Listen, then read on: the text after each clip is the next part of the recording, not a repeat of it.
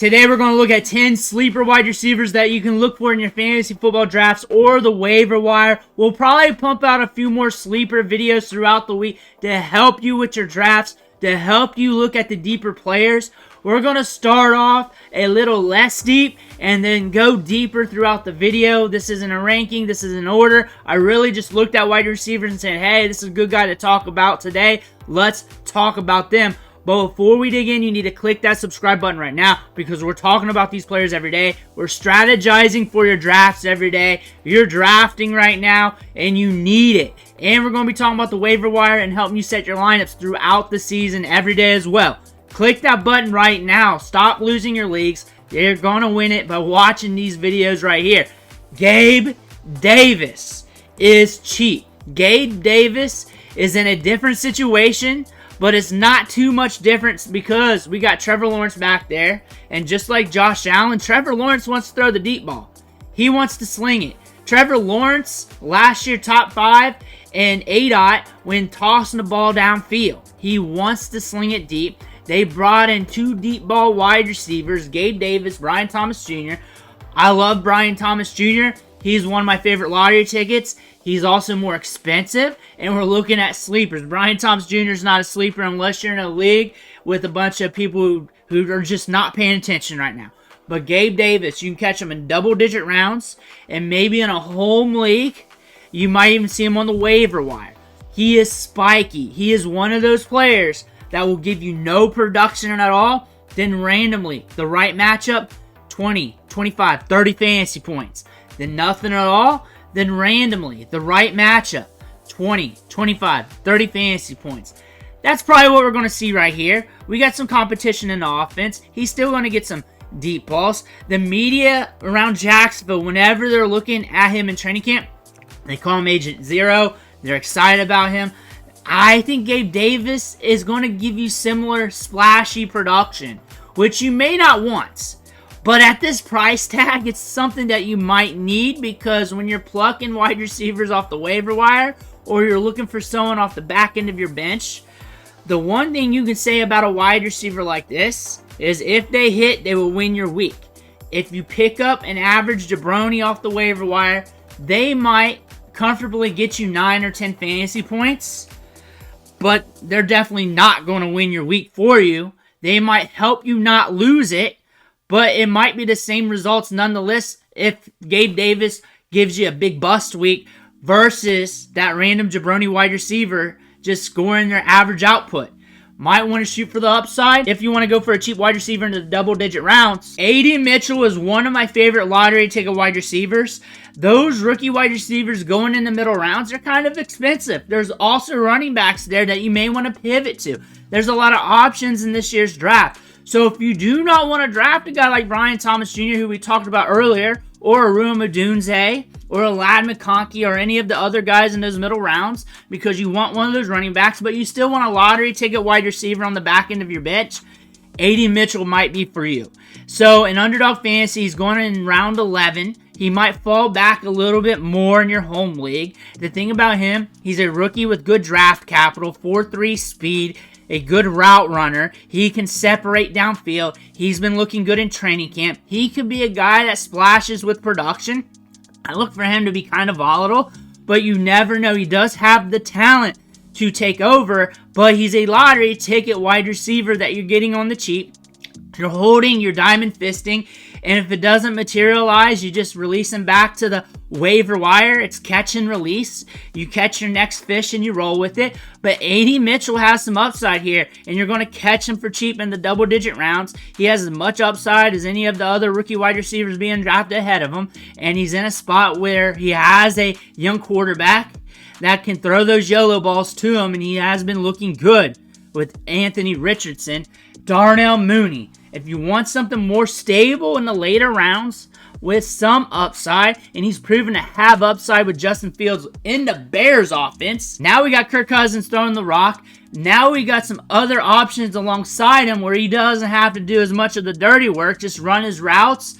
He's not going to be double covered. You got Drake London, Kyle Pitts taking most of the coverage, seeing most targets though.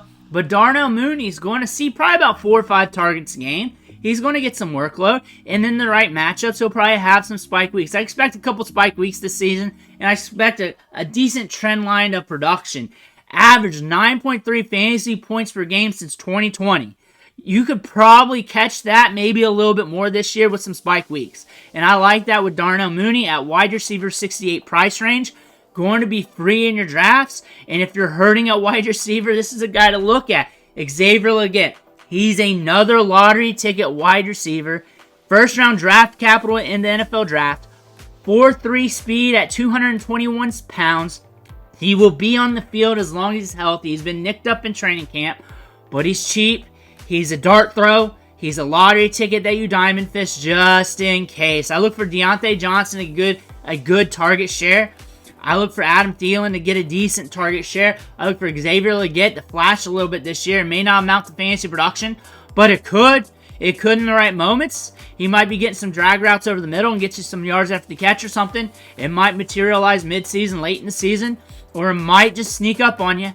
But it may not happen. But at this price tag, why not dance with it? Ricky Pearsall, same thing. Similar to Xavier Legette in the fact that he's a first-round pick in this year's draft, and he's been banged up in training camp. He's been out off and on.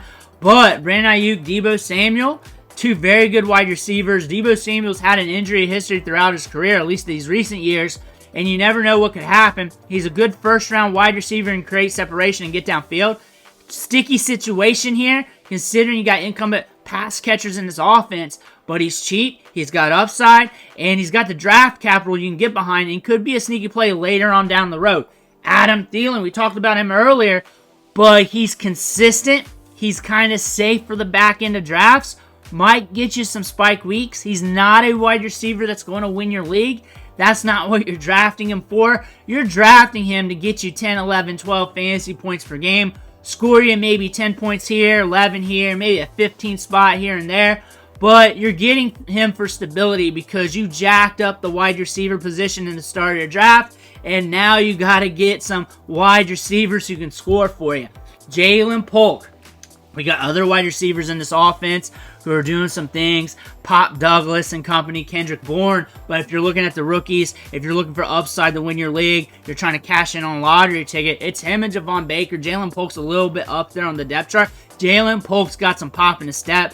He can get downfield. He can be productive. And he's looking good in preseason. He's cheap. Another lottery ticket to look at. Tim Patrick is back.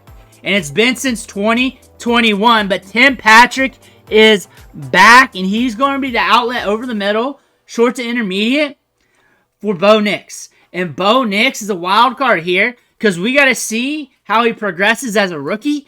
But if he's dinking and dunking like he's been doing at Oregon, and like we're seeing in preseason, Tim Patrick's going to get some run. He might get you some spike weeks. He might get you some stable production.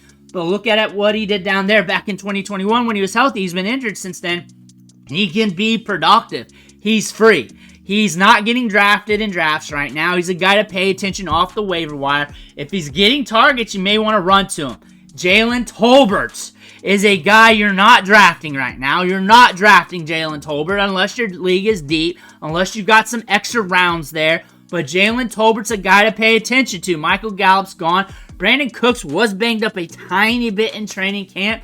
Also, you want to watch Flournoy in this offense, so I'm throwing you another wide receiver here, but you want to watch the Cowboys offense here. You want to see how they move the ball. You want to watch the passing game week 1, 2, and 3.